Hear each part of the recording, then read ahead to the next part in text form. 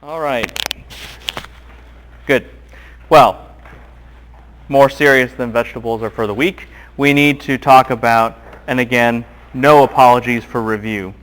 We know that the thesis of Scripture established in the opening 2 chapters of Genesis is God's glory in His kingdom.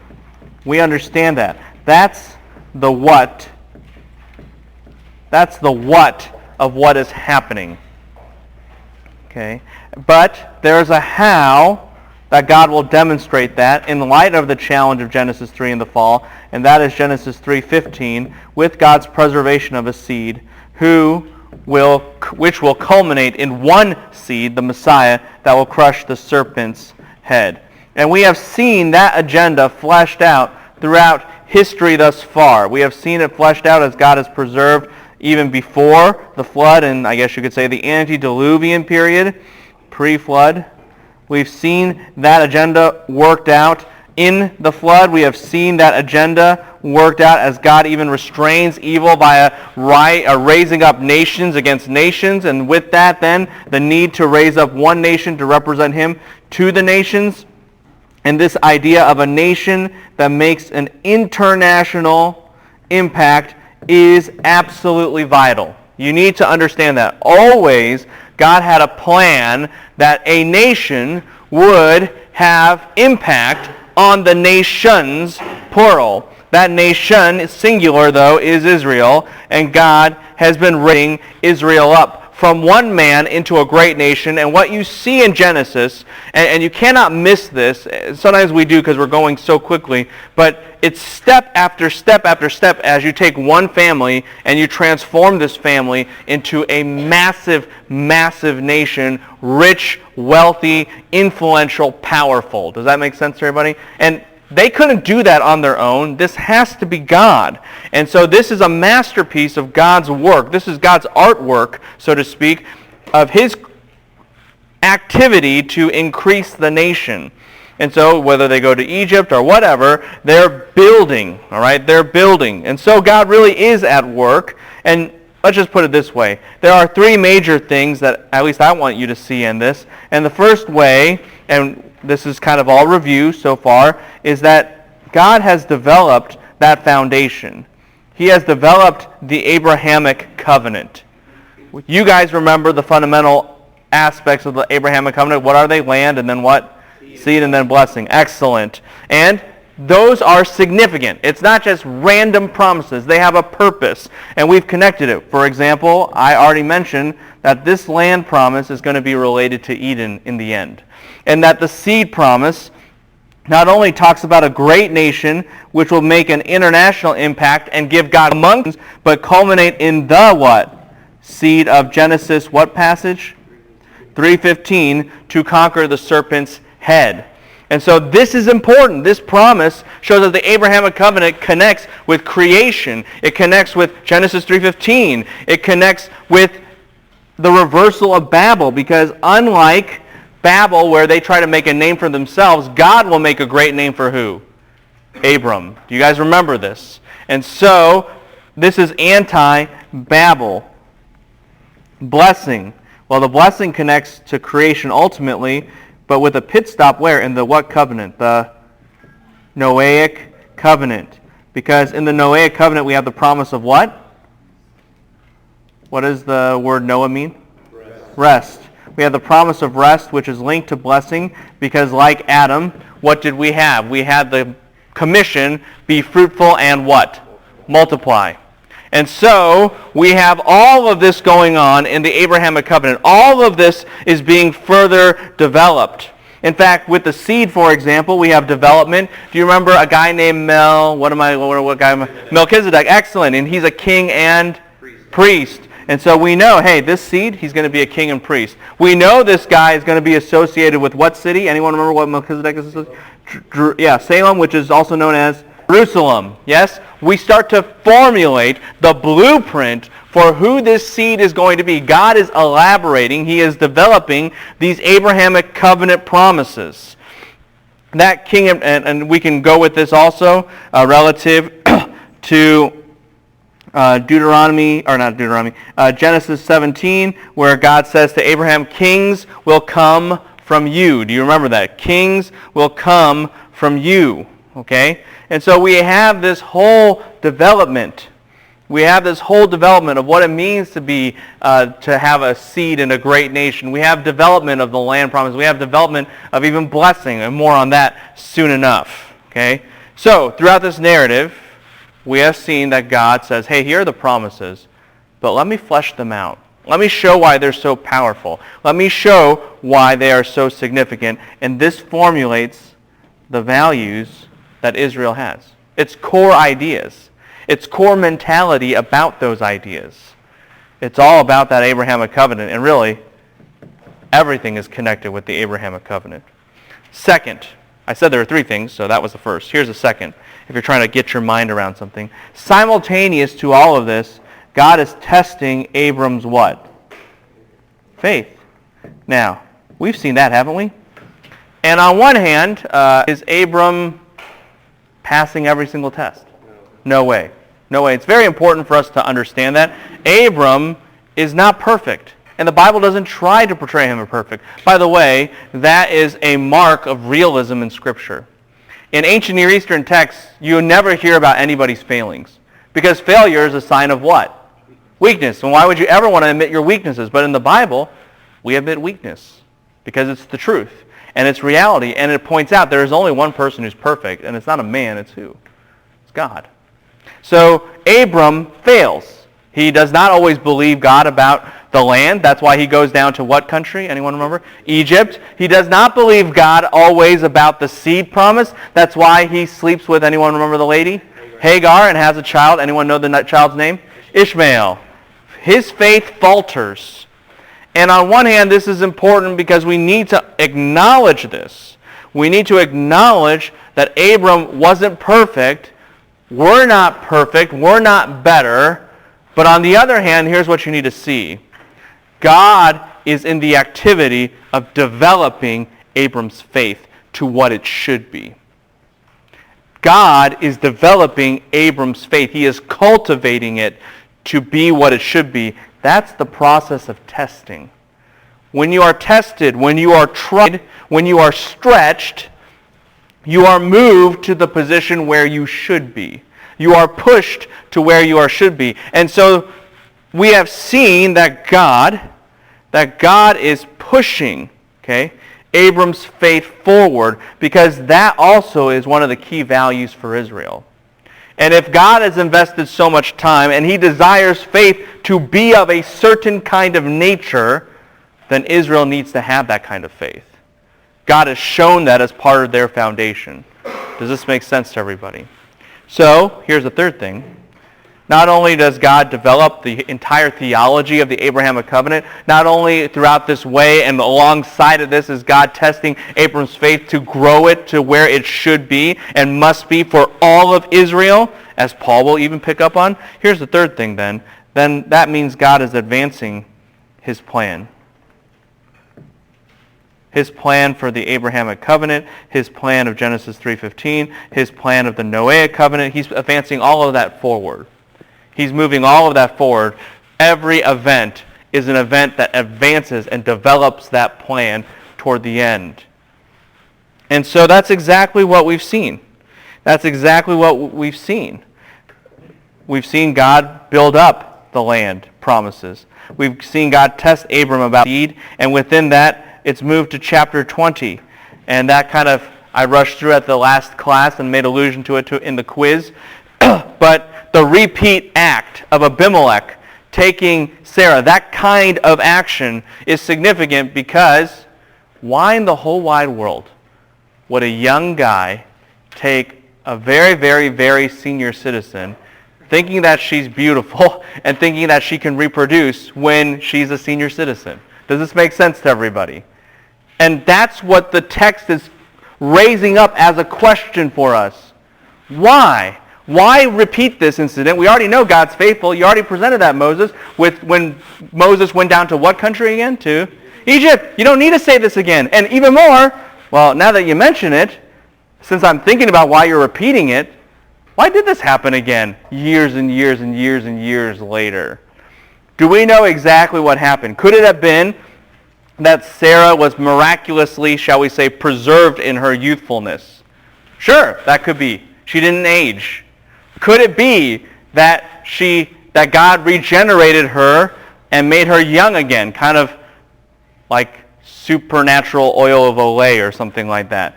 Yeah, I don't know. It could be. Could it be all the above? Yeah, we don't know. Why? Because we weren't there. If we're Abraham, we would know. We would understand. But we're not there. But what we know in the narrative is that God is making a point. That Sarah has supernaturally the ability to have children, whereas before she didn't. And therefore, in chapter 21, we have the birth of who? Isaac. And we know that God is faithful. We know that God is faithful. Faith, as I said last lecture, is not about you. It's not about what you do, per se. Faith, fundamentally, points to God. It magnifies what He does and what He is doing, and therefore what He is doing in and through us as well, and to us as well. But faith is not inherently and fundamentally about you. It is a reflection that God does it all in His grace. And so in chapter 21 we see, in fact, that is the case. God fulfills His promises. Of course, the people are joyful. Of course, the family is joyful, and Isaac's name means what? Anyone remember? Laughter. So everyone's laughing, but who's laughing the loudest? God. He's like, told you so. And that is proof that God does it all. That God does it all. And just like God promised, Isaac is the chosen one. Isaac is the seed where everything is going to continue. And so letter B, just quickly there, I think we're on page, 42-ish. I just want to kind of survey through this quickly, rapidly. We have a lot to cover. What is it? 41. Oh yeah, 41. We're on that page. So Ishmael is rejected. He's excluded, just as God said would happen. All right? Even though he will be blessed because he's still Abraham's descendant, and God didn't put a restriction on that, but he will not be that chosen one. Nevertheless, point 13, here's what becomes interesting. If you look at chapter 21 of Genesis, verse 22 and 26, do you notice that Abimelech, at that time, he comes to Abraham to talk with him? Do you see that in the text? That's significant. Because, let me ask you this, does a superior go after an inferior, or does an inferior come to plead with a superior? An inferior comes to plead with a what? Superior. What is Abimelech saying to Abraham? I know you're what?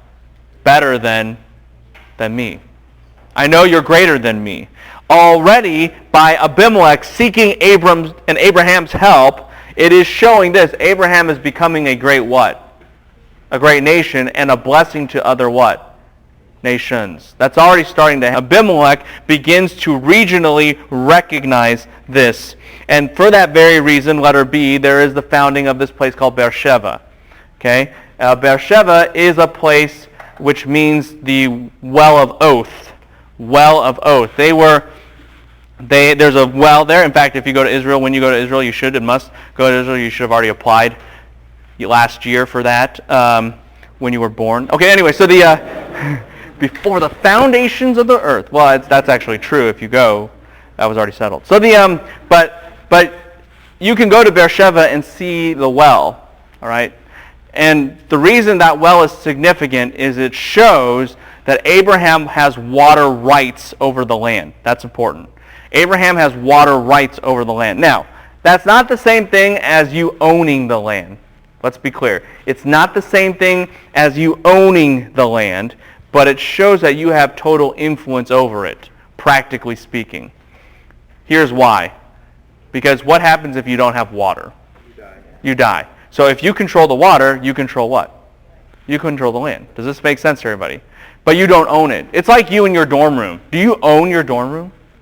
No. Hate to pop that bubble, but you don't. Someone else will live in there later, and someone else has lived in there before, and the college owns it. Do you practically right now have dominion over your room? Yeah. So, that's like Abraham right now. He has dominion. Yeah. What does Beersheba mean? A well of oath. The reason it's important, like I said, is because you have a well, water rights, oath, promise that this is your well, therefore you get to control this area of land. And already this is working out what promise, by the way? What promise is starting to come into fruition?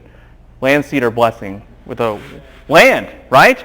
Because if you have influence over the land, then you're beginning to see, hey, this is the dominion over land, the ownership of the land. It's soon in coming. And now everything is kind of aligned a little bit, hasn't it? You have an offspring. You have a seed. His name is what? Isaac. And you have ownership of land, yes? And so things are starting to come together for that whole dynamic of the Abrahamic covenant to come into place, for it to pass on, for it to continue, and for it to further develop and even be fulfilled.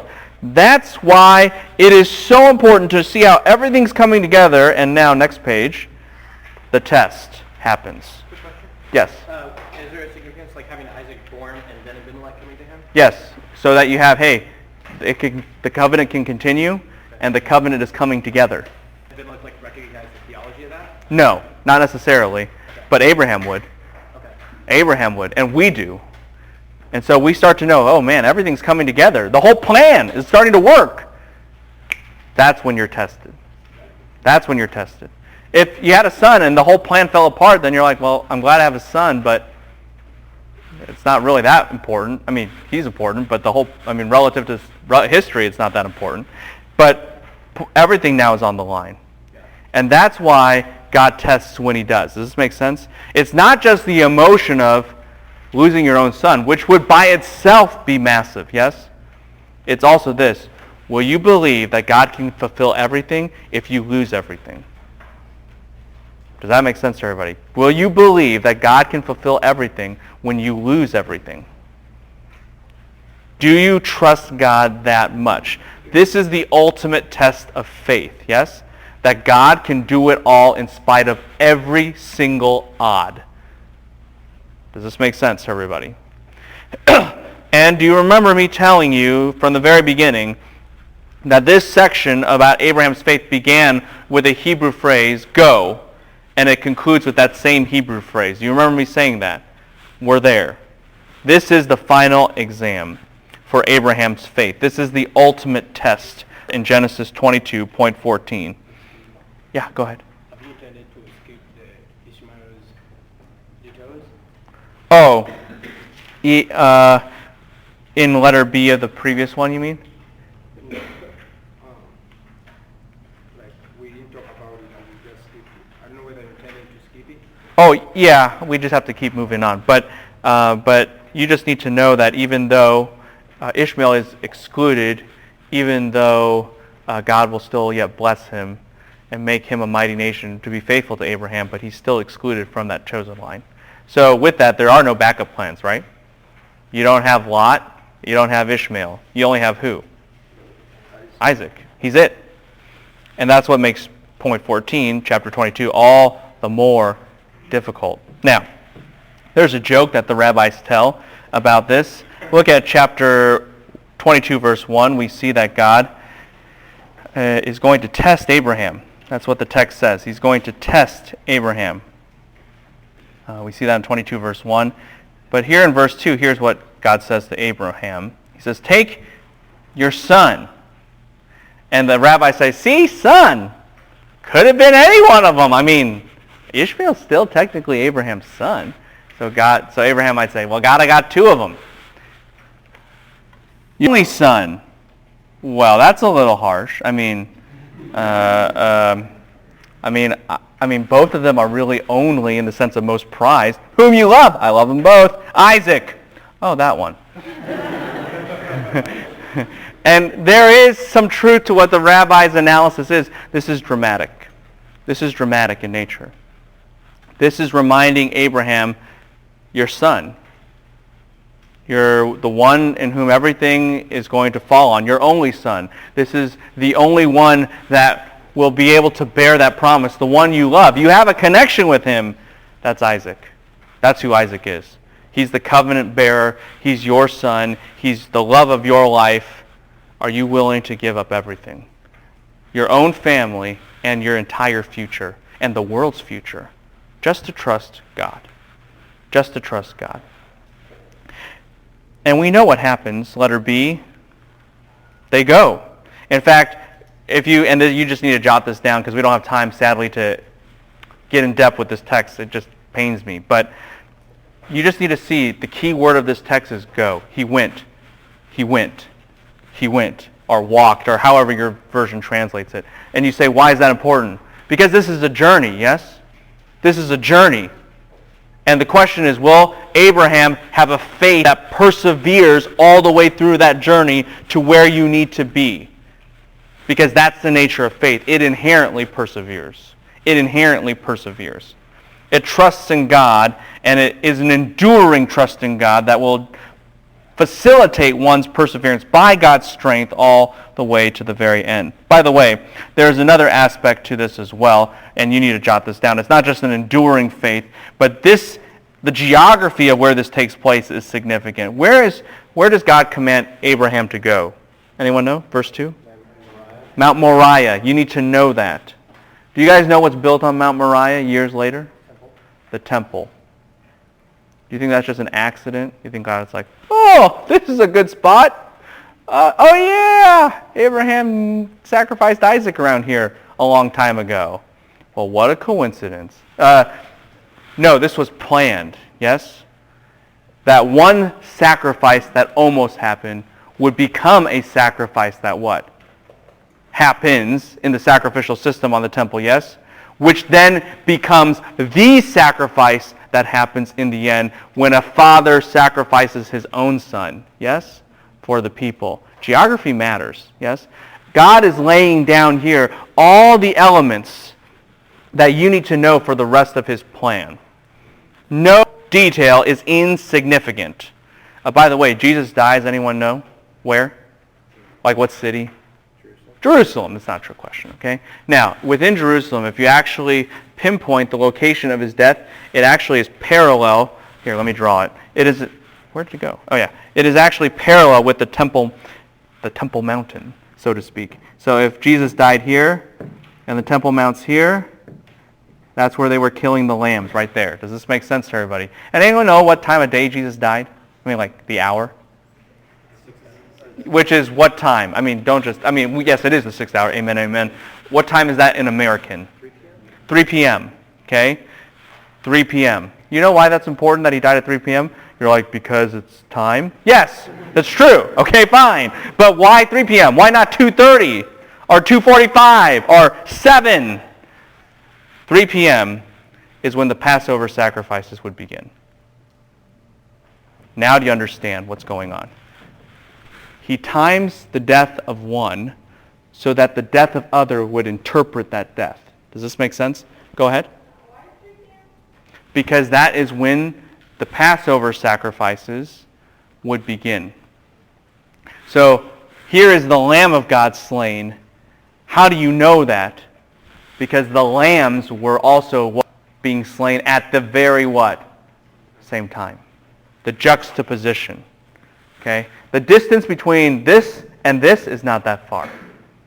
So if you are here listening to this, you could also hear that. Does this make sense to everybody?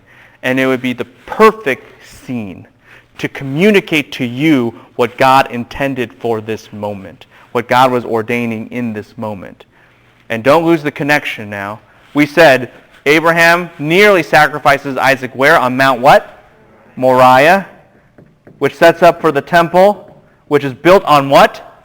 Mount Moriah, which then parallels the crucifixion, which takes place in parallel with Mount Moriah. Does this make sense to everybody?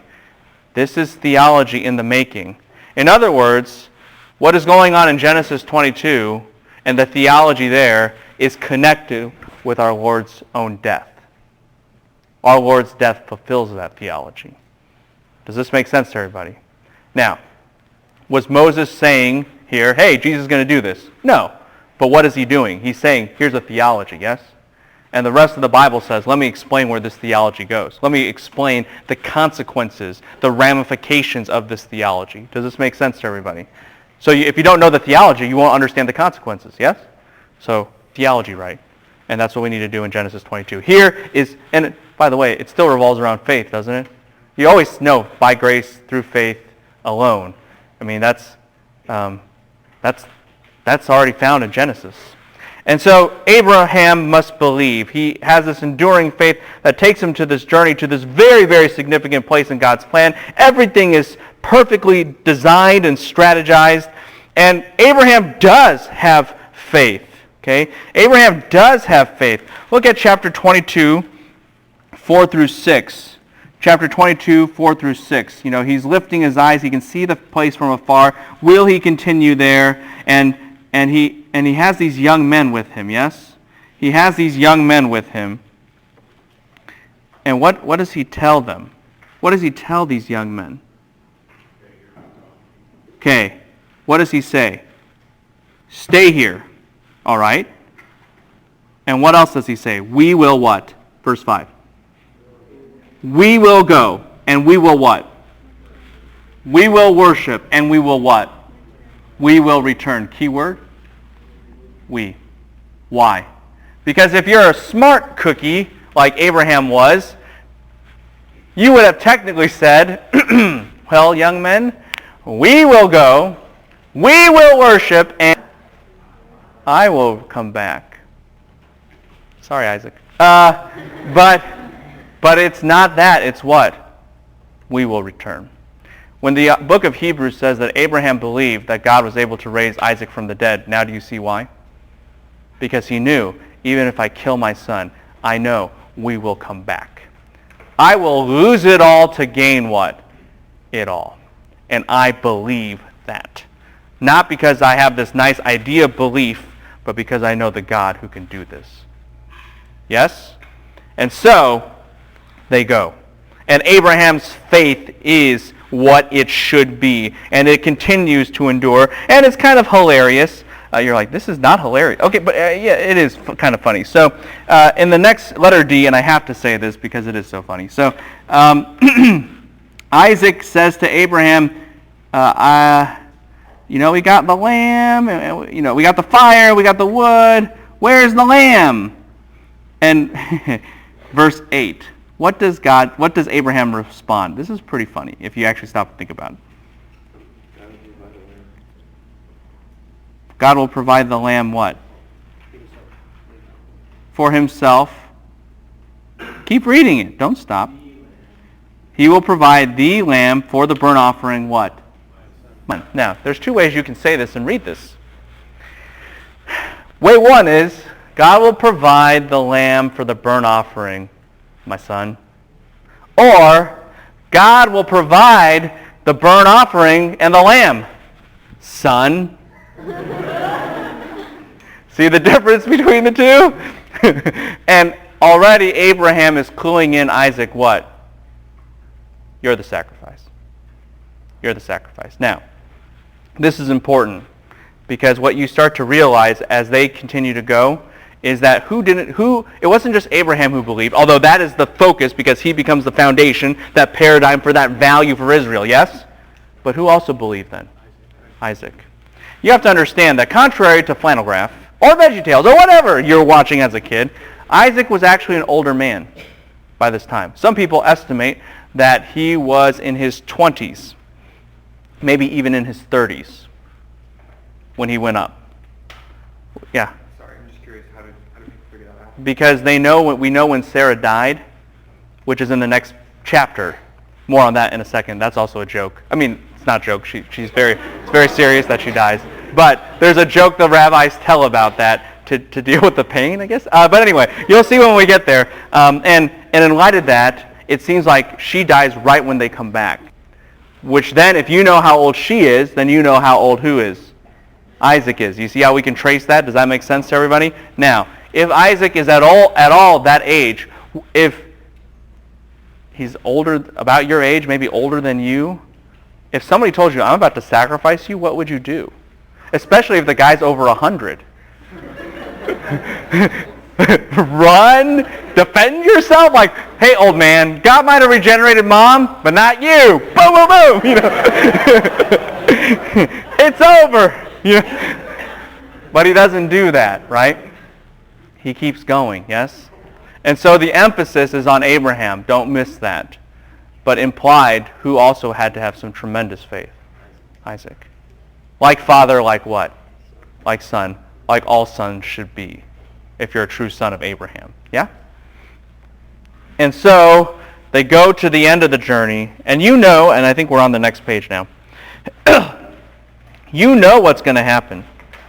And you know that Abraham was willing to go all the way. He raises up that knife. By the way a burnt offering would be done is that you would have to actually not only kill the object of the burnt offering, but you would have to chop it into pieces. Abraham was about to do that.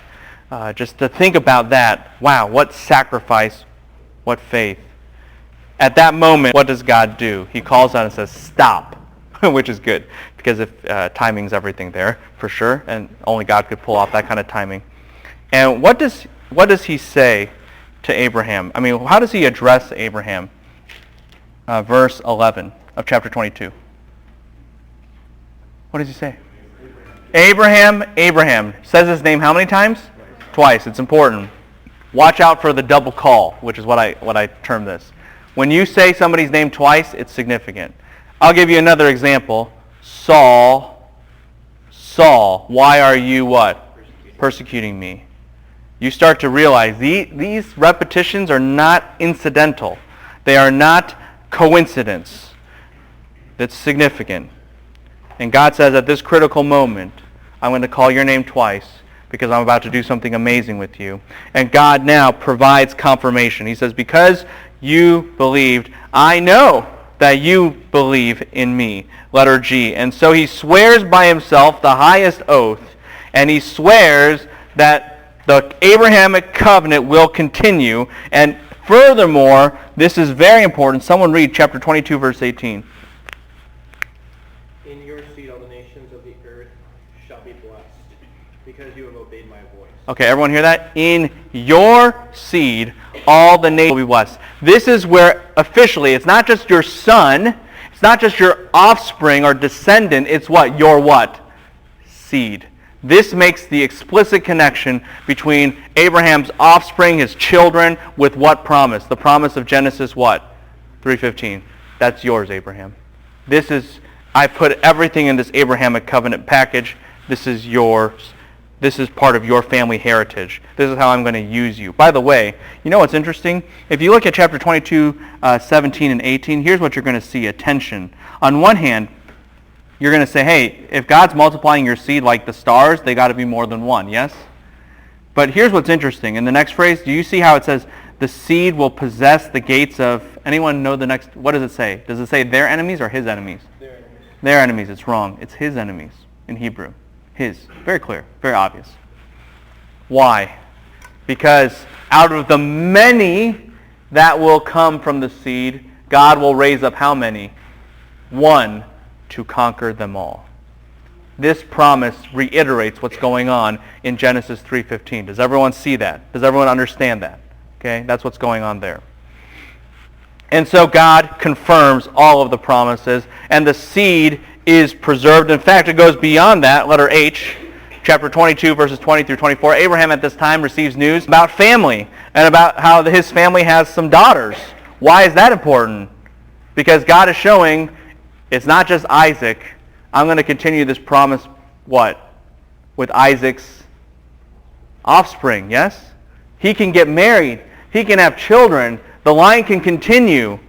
God is showing he has definitely confirmed the Abrahamic covenant as an enduring covenant. Make sense? By the way, chapter 22, we should celebrate Abraham and the victory there, but who's really the architect behind Abraham's faith? Who? God. God is, right? So when Abraham succeeds, that's just a reflection on how great who has succeeded. God has succeeded. He raised up this guy. Yeah.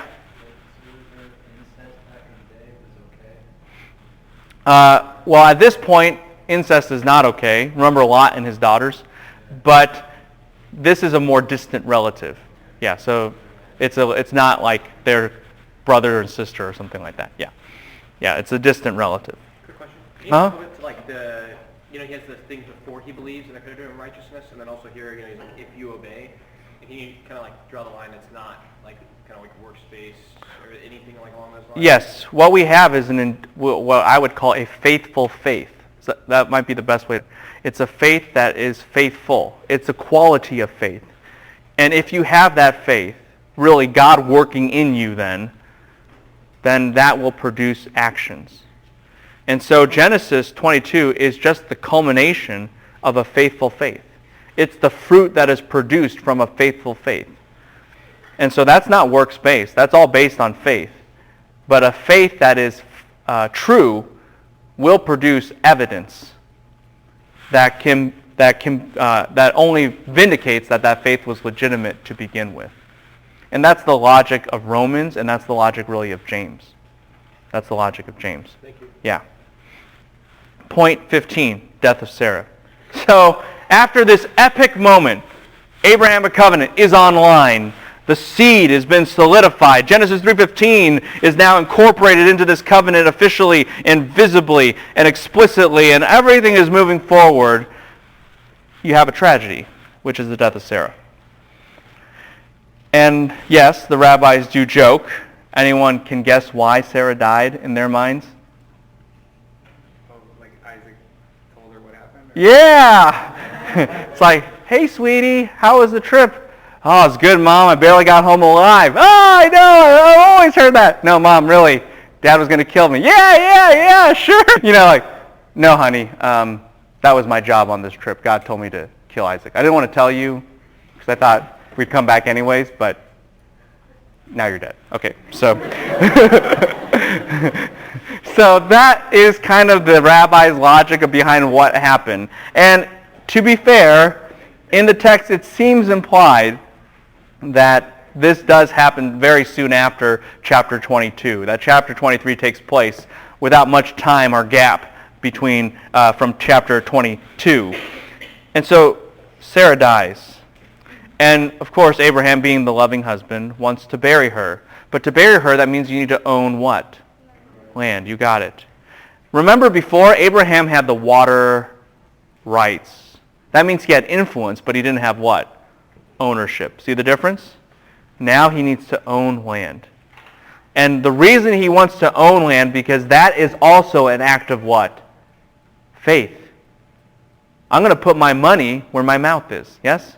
I'm going to believe that God will give me this land, so I will buy a piece of land to secure that. Now, there's more to it than that, and you can just put this all in letter B. You see, back in the day, the way you own land is that you have to own land. The prerequisite to own land is that you have to be called part of the landowners club. So what's the problem for Abraham? He doesn't what? Own land, so he can never what? Own land. And so here's you think, oh, these guys, these Hittites, they're so nice. They just want to give him the land for free. What are they trying to prevent him from getting into?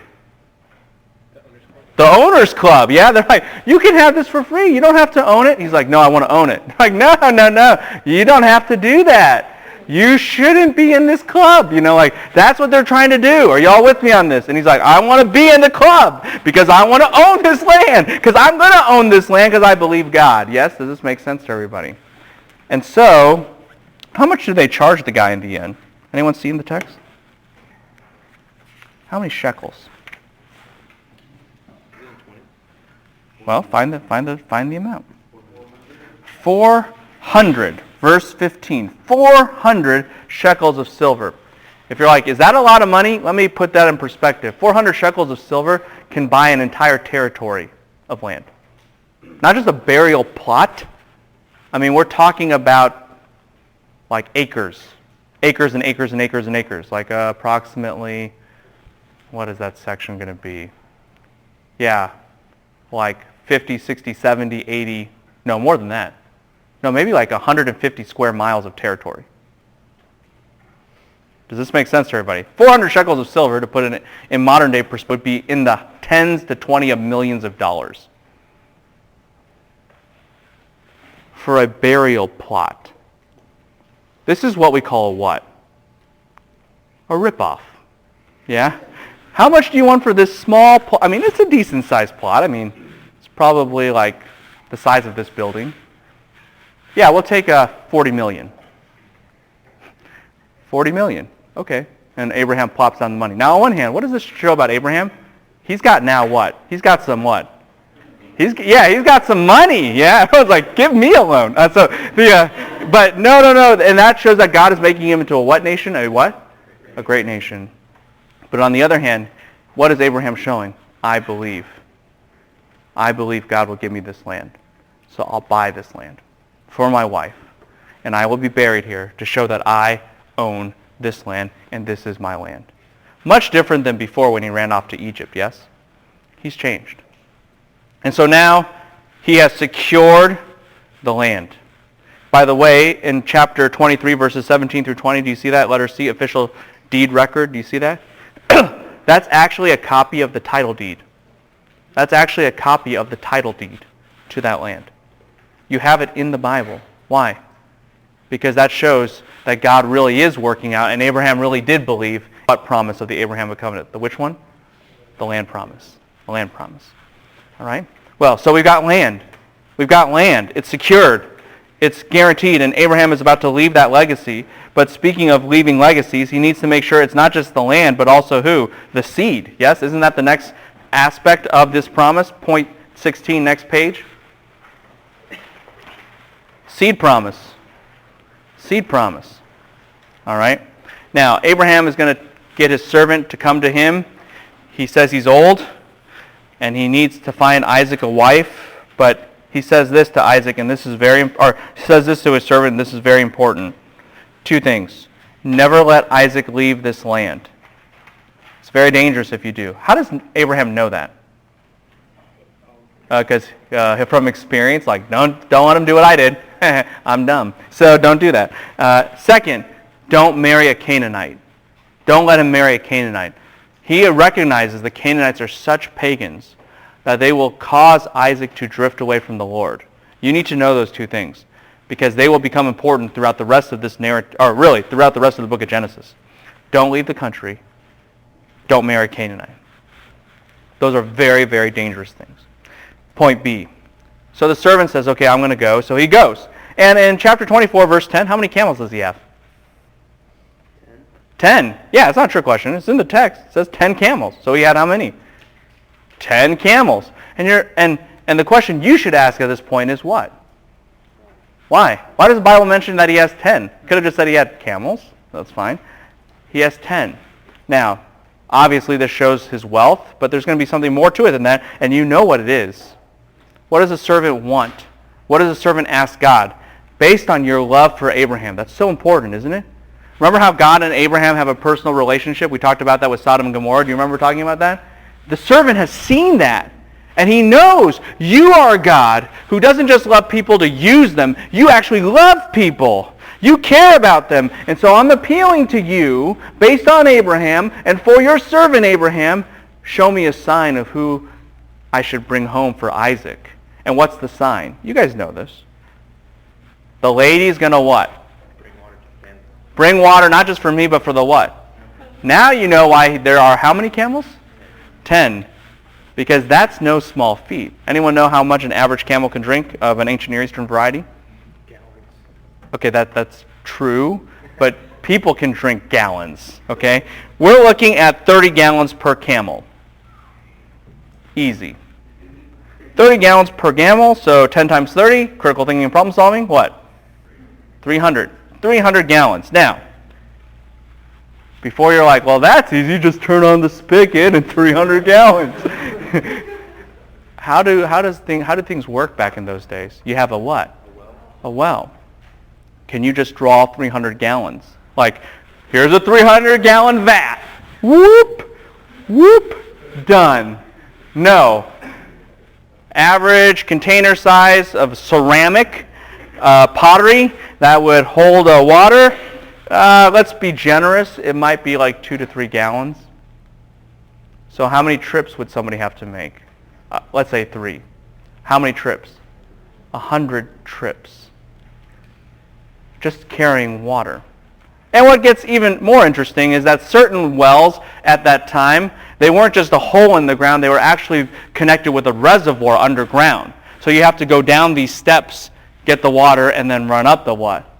Steps. This is like stairs, plus holding water jug kind of activity, all right? This is not easy, and that's why it's a supernatural sign. So our buddy, the servant of Abraham, walks into this town, and he meets this woman, and she offers to do this for him, okay?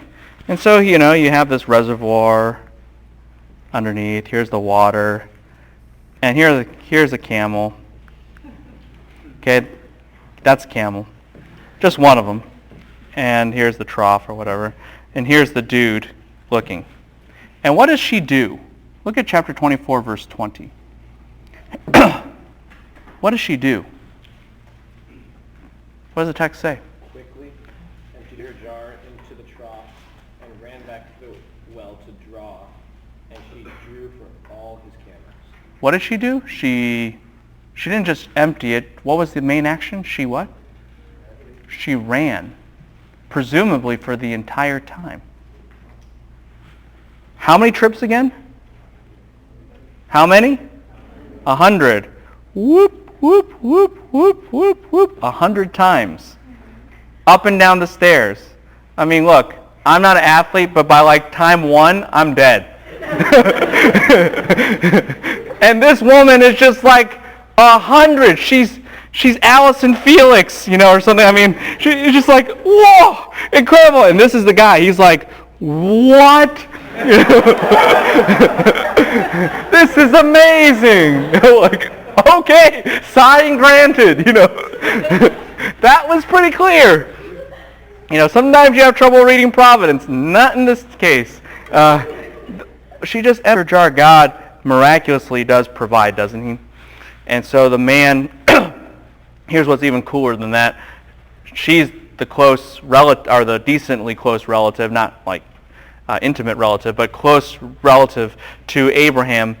So they're not going to marry a pagan. And the servant goes, he explains, and he summarizes all that God has been doing in Abraham's life. And that's important, because what does it start to show you?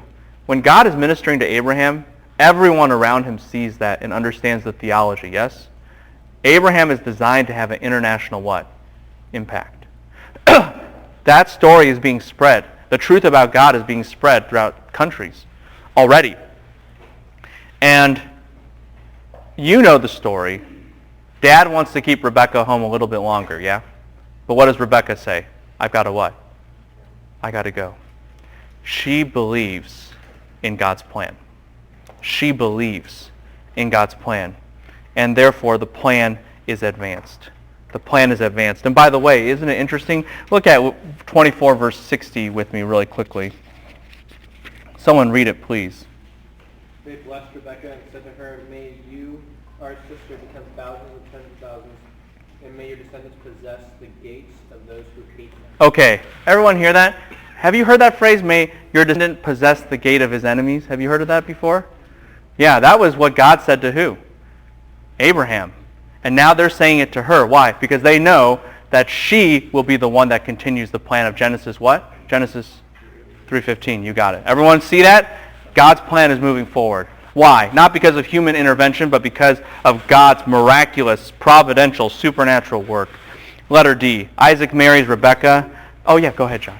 You've just talked about the servant talking about, explaining what God has been doing in Abraham's life, showing that whatever God was doing in Abraham's life became evidence to everybody. So can we conclude that the reason why God judged the Canaanites, Because they should have known. can we say that they were watching over everything God was doing in Abraham's life and they just ignored it? That's why. That's part of why. That's part of why. They had testimony. Absolutely. Very good point. Very good point. Letter D. Isaac marries Rebekah. Rebekah comes home and she sees Isaac. She falls in love with him. But here's something powerful. Really powerful. It gets me every time I read that. I think, wow, that is God right there. Someone read verse 65. It'll be small, but it'll be very significant. Go ahead. She said to the servant, Who is that man walking in the fields? And the servant said, He is my master. Stop. Now, who is the guy walking? In context. Isaac, yeah? Her future husband, yeah? But what does the servant call him? He's my master now. Why? Because Abraham has successfully passed on what? His legacy to his what? To his son. And the servant understands that. And with that phrase, my master, you see God's faithfulness.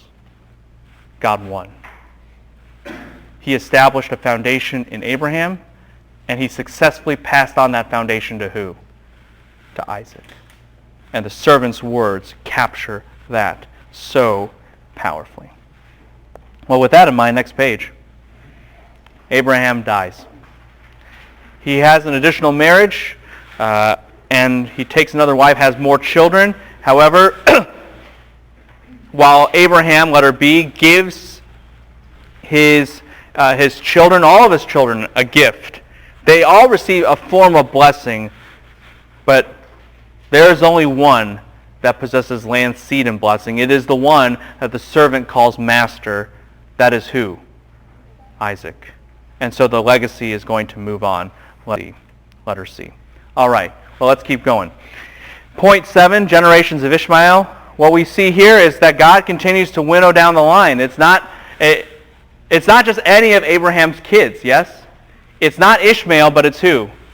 Isaac. And so the Bible, in its graciousness, it says, hey, even though this is the rejected line, it is not the line of the Messiah, we will say it first so as to winnow it out, but yet to honor it. And that's exactly what happens. And like I said, the main point is that God winnows down the line. Next page. Okay. Point 2, fulfillment of prophecies and promises.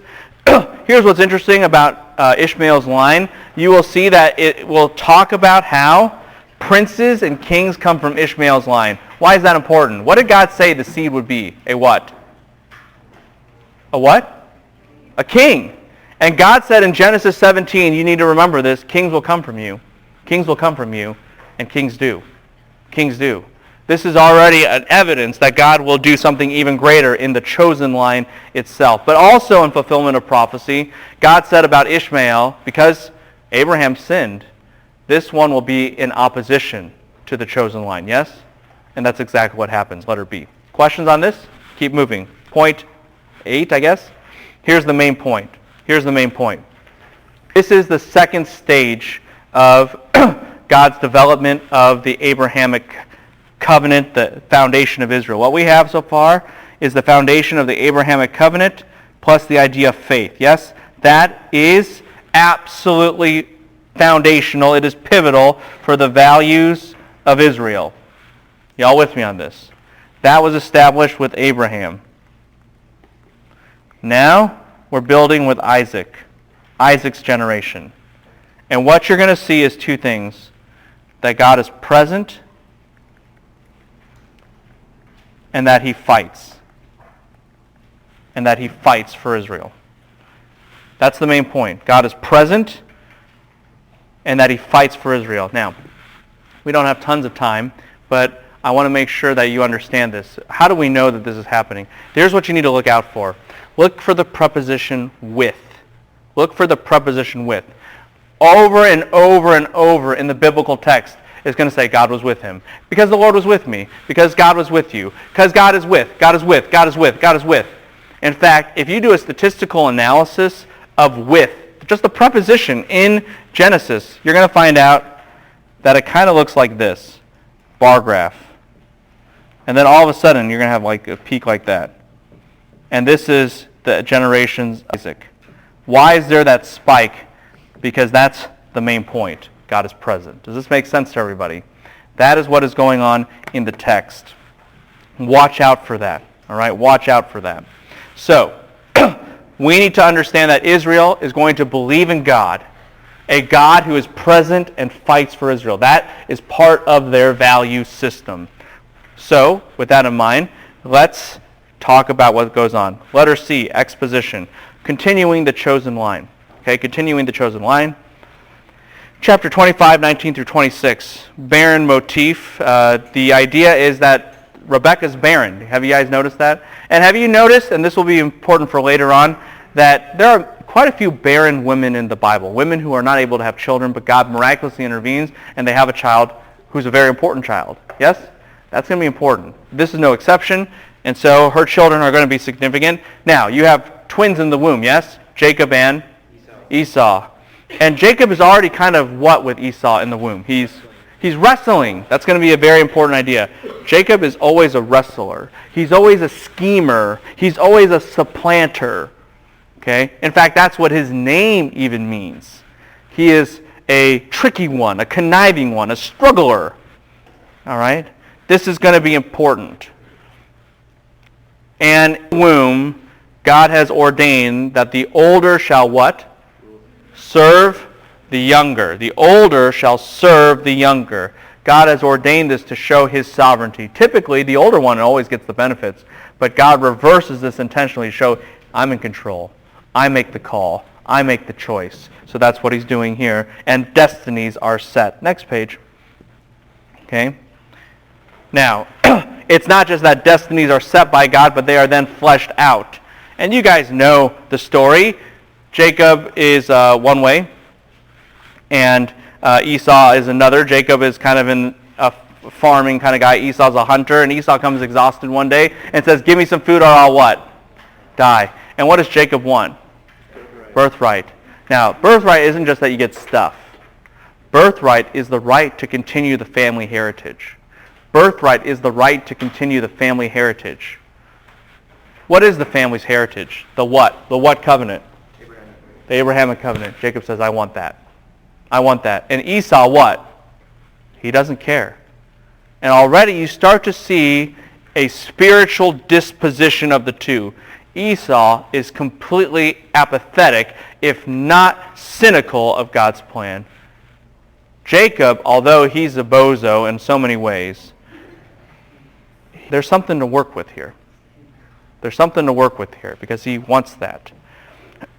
And so, point 2, after we have that set, it's going to be returned to later on, but you need to know that God is still at work. And God is still making Isaac, just like Abraham, into a great what? Nation. And so we have, hey, the blessings are reiterated. In fact, unfortunately, Isaac does the same thing his dad did, yes? So the same protection is reiterated. Letter C. Isaac, look at chapter 26, verse 12. Chapter 26, verse 12. How many fold is his crop? How many fold is his crop? 26, verse 12. Huh? How much? 100 fold. That means you plant one corn, you get how many? 100. That's a lot. What is God doing? He's doing two things. He's making Isaac into a great what? Nation, but also blessing, isn't it? Isn't that blessing? This is new creational blessing. Blessings of a new creation. Instead of weeds, it's 100-fold. See the reversal there? And so they're growing. You have the land. You have proof of blessing. In fact, all these people are coming up to Isaac to make a treaty with him. In you, all nations will be what? Blessed. All of that is coming out. And so you know, okay, we've got these two kids. Their knees are set. A winnowing of the line is going to continue. But at the same time, God is moving his plan forward. So how does this all come together? And it comes further together in letter F. Esau marries a Canaanite. Was that good or bad?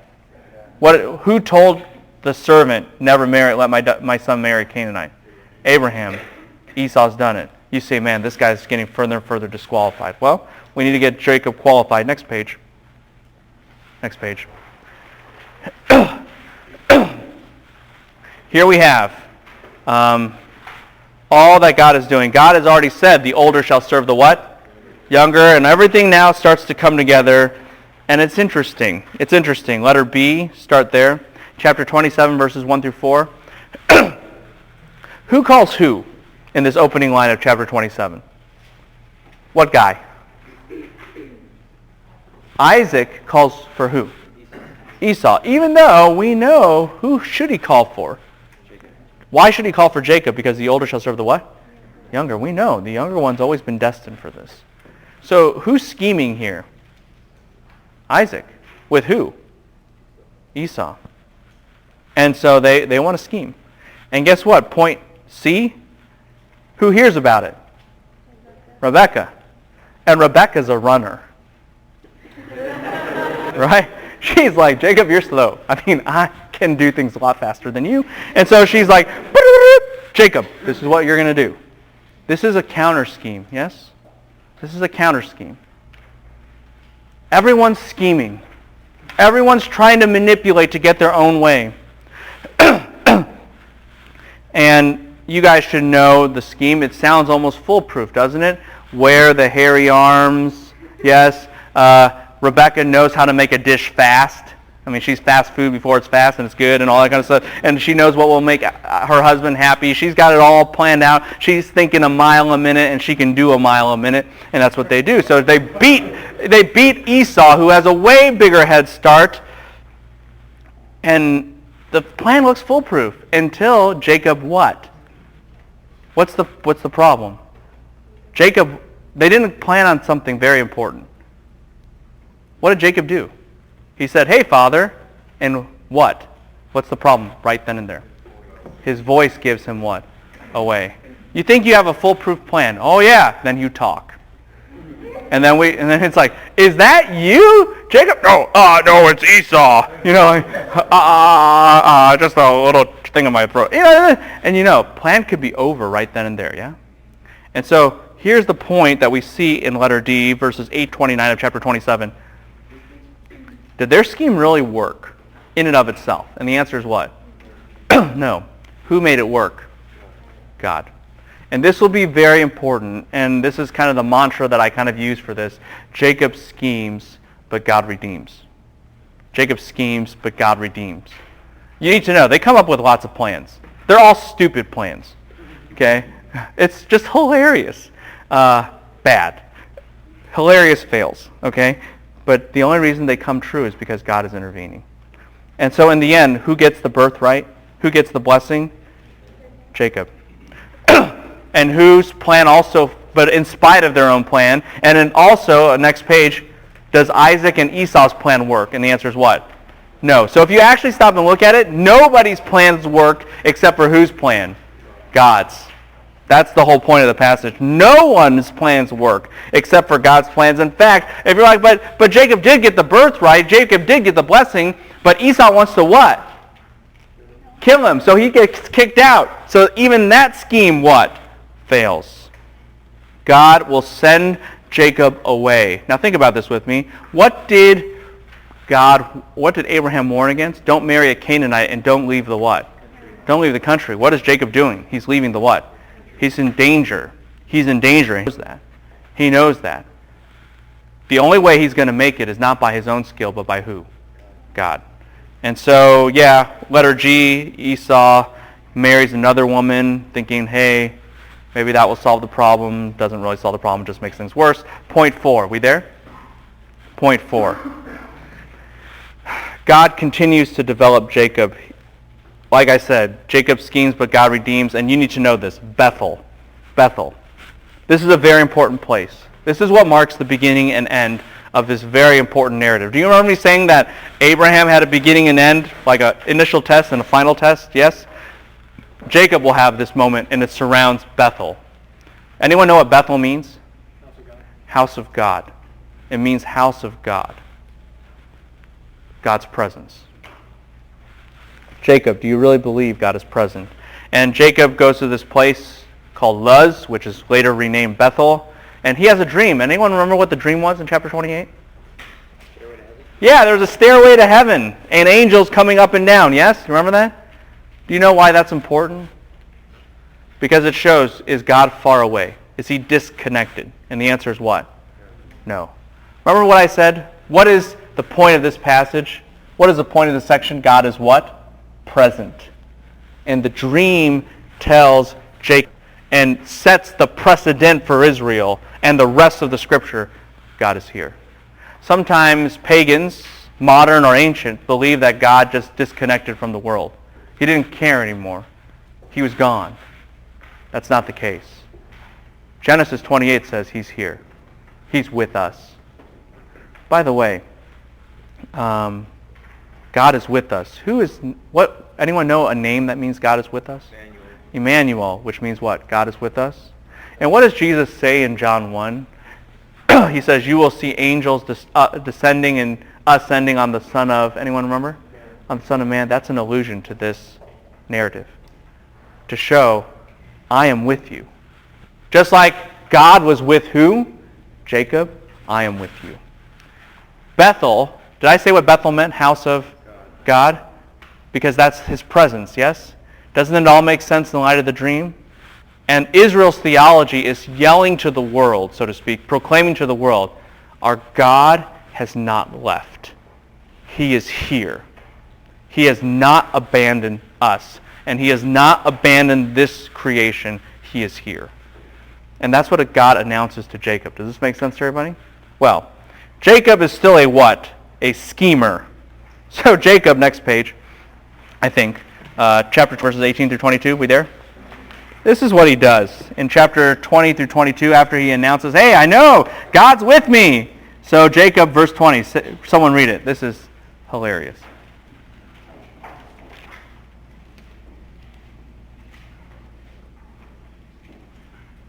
Then Jacob made a vow, saying, if God will be with me. Stop. Everyone hear that with me? Do you see what I mean? It's a key term in this section. Keep going.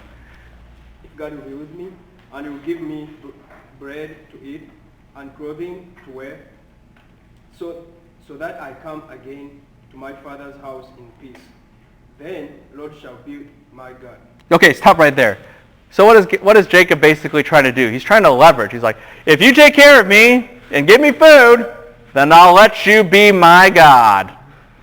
You're like, dude, he doesn't, what, are you stupid? Like, this is not the way to negotiate with God, because he is your God. He just is going to be your friend or enemy, not whether you're going to be able to whether he's going to have the honor of being Jacob, having Jacob as his follower on Twitter or something like that. I mean, come on. Are you kidding me? This doesn't make any sense, but that's Jacob. He's his what? He's a schemer. Yeah, he's a schemer. But the only reason he'll succeed is because God allows him to succeed. Next page. Let's keep going. Point 5. You guys know what happens. Jacob continues to move out of the land and he meets a guy named, anyone remember? Laban. Very good. Laban. In chapter 29 through 30, we see that. His interactions with Laban. And you need to know this. Laban is a real schemer. Jacob is a dumb schemer. Laban is a real one. Like Laban is like Oceans and Ocean's 11 kind of schemer. His plans actually make sense and they work, especially when they target dumb people like Jacob. And so Laban's like, hey Jacob, I see that you really like one of my daughters. Why don't you marry her? And he's like, great, work for me for 7 years. Okay. It's like, whatever. So he just manipulates Jacob, and you know that Laban gives Jacob who? Leah. Now, he then offers Rachel, yes? But think about this with me and think carefully. What was exactly the terms of agreement? You're like, oh, work for me for another what? 7 years. When does he get to marry Rachel, though? Say it out loud. Right after what? Right after he married who? Leah. Yes. Why? Well, first, it's fulfill a week. That's what Laban says to Jacob. Why? Because a week was about the length of a marriage ceremony. So you finish that wedding ceremony with one daughter, and then you get to what? Marry another. Why did Laban do that? Think. Huh? More labor? No, not more labor. I mean, he's going to get 7 more years anyways. Why? Come on, ladies. Think. You marry your husband, and then the next morning he marries somebody else. What are you going to be like? You're going to be like, well, that was a great decision, honey. Oh, that was great. You're going to be what? Furious. And that's exactly what Laban wants. Why? Because his point is, I'll get free labor, and that whole family will what? Implode. And I won't have to worry about any of them. Schemer. Yeah. Yeah, Laban is a schemer. And so he sets up for family dysfunction so that he can profit off of it. Does this make sense to everybody? You're like, that's wrong. I'm not endorsing it. I'm saying he's a schemer. But here's what happens. Instead of the family imploding, what happens? They have a child contest. And so instead of like imploding and no family, they actually start to have a what? A massive large family, yes? Was that because Jacob knew how to manipulate a situation? No. It's because who intervened? God did. God said, Laban, you are a schemer, but I'm going to counter. I'm going to counter. and don't miss this. God, throughout it all, he loves those who are unloved, yes? Like Leah. Don't miss that. But in the bigger picture, God does all of those small individual things that show his love and care and power and might to show, you're a schemer, Laban.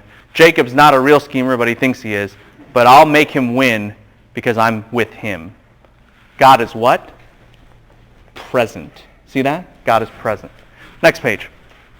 We got to keep going. Okay? Got to keep going.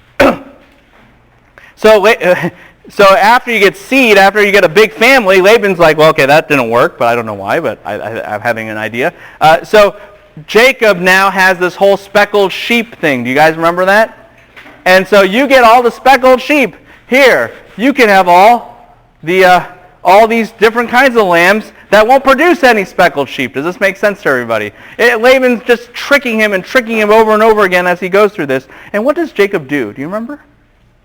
Doesn't he have a dream and then he grabs some type of wood and digs them? Yeah, he says, he's like, I'll just put these bark in water because the bark is brown and hopefully it'll give them brown spots. And even the Bible's like, that's dumb. Forget about ancient Near Eastern science, which also said that this was a wives' tale and it wouldn't work. I mean, the Bible even just portrays this as like, this is completely idiotic. Like, what are you doing? Jacob schemes, but God what? Redeems. And what do you have? These animals actually are what? Spotted and what? Speckled. Does this make sense to everybody? God is growing Jacob into a great nation, both relative to family as well as to possessions. But then God is going to need to bring Jacob home, yes? And God is going to need to demonstrate some things because who still wants to kill him? Esau. And so we will then see how God really is with Jacob. And we will see not only that he's present, but that he fights for him. Have a good day.